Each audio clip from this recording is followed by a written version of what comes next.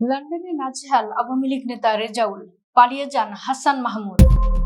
পতিত স্বৈরশাসক শেখ হাসিনার দোসর রেজাউল করিম নাজেহাল হয়েছেন লন্ডনে। শেখ হাসিনার পলায়নের পর বাংলাদেশ থেকে পালিয়ে ভারত হয়ে লন্ডনে যান রেজাউল করিম। তাকে পেয়ে লন্ডনে নাজেহাল করেছেন ছাত্রদলের সাবেক সহসভাপতি শফিকুল ইসলাম রিবলু।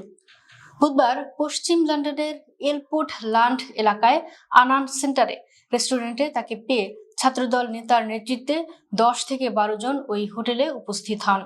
পরে তাকে খুনি, দুর্নীতিবাজ বলে সম্বোধন করলে রেজাউল করিম তাকিয়ে থাকেন। অবশ্য তিনি অন্যান্য লোকজনের সহায়তায় পালিয়ে যান। এর আগে একই জায়গা থেকে পালিয়ে আত্মরক্ষা করেন পলাতক আরেক মন্ত্রী হাসান মাহমুদ।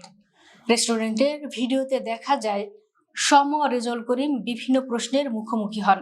দেশে গুম খুন করেছেন, ইলিয়াস আলী নেই, চৌধুরী আলম নেই, শত শত ছাত্র জনতাকে হত্যা করেছেন, দুর্নীতি করে লন্ডনে পালিয়েছেন, উত্তর দিন, এমন প্রশ্ন মানে জর্জরিত হন তিনি।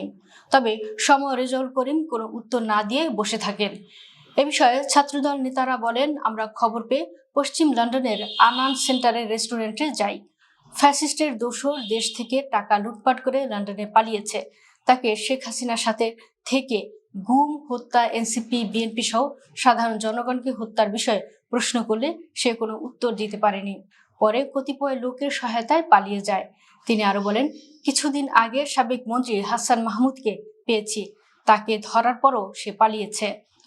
উল্লেখ্য, জুলাই আন্দোলনে দেশ ছেড়ে পালিয়ে যাওয়া ফ্যাসিস্ট আওয়ামী লীগের সাবেক মন্ত্রী, এমপি নেতারা পাচারের টাকায় বিদেশে বিলাসী জীবনযাপন করছেন।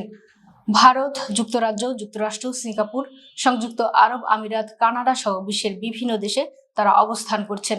জানা গেছে, এসব নেতারা দেশ থেকে পাচার টাকায় বিলাসী জীবনযাপন করছেন সেখানে।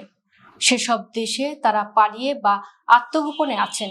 সেখানে বসে দেশের বিরুদ্ধে ষড়যন্ত্র করছেন।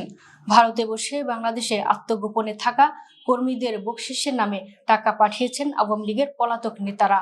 মূলত হুন্ডির মাধ্যমে তারা যার যার নির্বাচনী এলাকায় এই টাকা পাঠিয়েছেন।